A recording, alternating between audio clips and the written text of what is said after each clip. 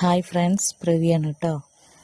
പിന്നെ കുട്ടികൾക്ക് ലഞ്ചിന് കൊണ്ടുപോകാനുള്ളത് ഉണ്ടാക്കുകയാണ്. നെയ്ച്ചോറും കിഴങ്ങിൻ്റെ റോസ്റ്റുമാണ് കേട്ടോ. കിഴങ്ങ് തൊലിയൊക്കെ കളഞ്ഞ് വലിയ കഷ്ണങ്ങളായിട്ട് നുറുക്കുകയാണ്.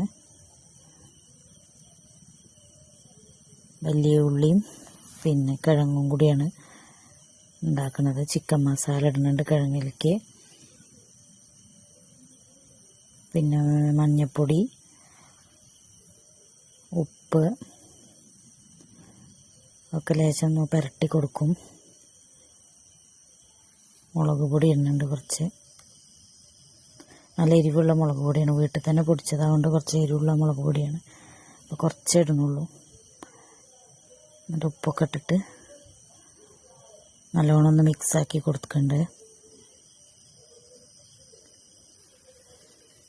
എന്നിട്ട് കുറച്ച് ഓയിൽ ഒഴിച്ചിട്ട് അതൊന്ന് റോസ്റ്റ് ചെയ്തെടുക്കുകയാണ്. നല്ല കുറച്ച് മുങ്ങി പൊരിയൊന്നും വേണ്ട.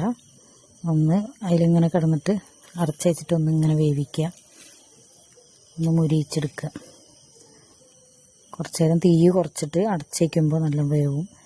ഉള്ളി നമ്മൾ ചോപ്പറിലാണ്, പെട്ടെന്ന് ഒരു സ്ഥലം വരെ പോകാനുണ്ട് രാവിലെ, അപ്പോൾ അതുകൊണ്ട് വേഗം നോക്കുകയാണ്. ഉള്ളി ചോപ്പറിലാണ് അരിയുന്നത്. പെട്ടെന്ന് പരിപാടി കഴിയും ഉള്ളി അരിയലൊക്കെ. ഇങ്ങനെ ആകുമ്പോൾ ഉള്ളി വാട്ടാൻ വെച്ചിട്ടുണ്ട് ചട്ടിയിൽ.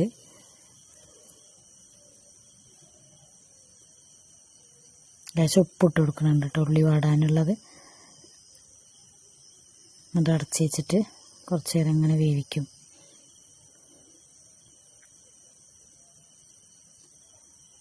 ഇടയ്ക്കിടയ്ക്ക് ഇങ്ങനെ ഇളക്കി കൊടുക്കുന്നുണ്ട്. ഇവിടേക്ക് കിഴങ്ങ് നല്ല അത്യാവശ്യം മൊരിഞ്ഞ് വന്നിട്ടുണ്ട്.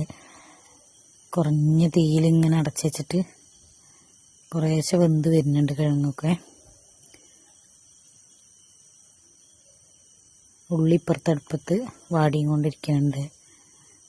ഇടയ്ക്കിടയ്ക്ക് ഇങ്ങനെ അങ്ങോട്ടും കൊണ്ട് ഇളക്കി കൊടുക്കണം. ഇഞ്ചിയും വെളുത്തുള്ളിയൊക്കെ ഇട്ട് കൊടുത്ത് ചതച്ചിട്ട്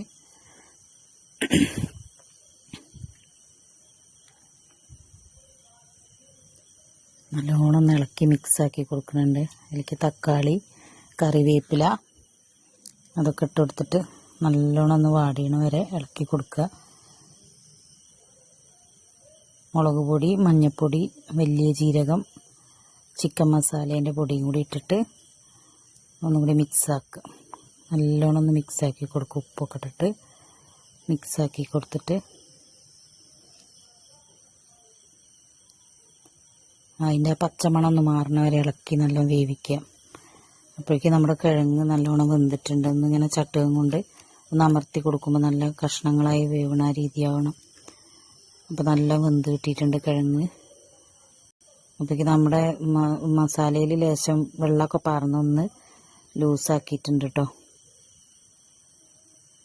കയ്യിലുണ്ടെന്നുണ്ടെങ്കിൽ ലേശം തക്കാളി സോസ് ഒഴിച്ചു കൊടുക്കുക.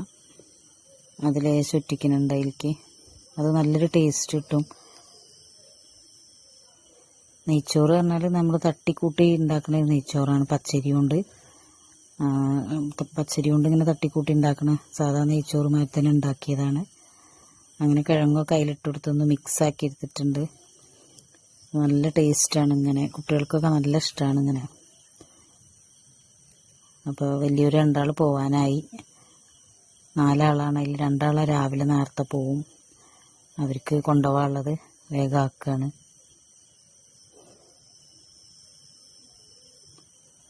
നല്ല രസമാണ്. കുട്ടികളൊക്കെ നല്ലോണം കഴിച്ചോളും ഇങ്ങനത്തെയൊക്കെ ഉണ്ടാക്കുമ്പോൾ. പെട്ടെന്ന് പരിപാടി കഴിയും ചെയ്യും. അപ്പം ശരി.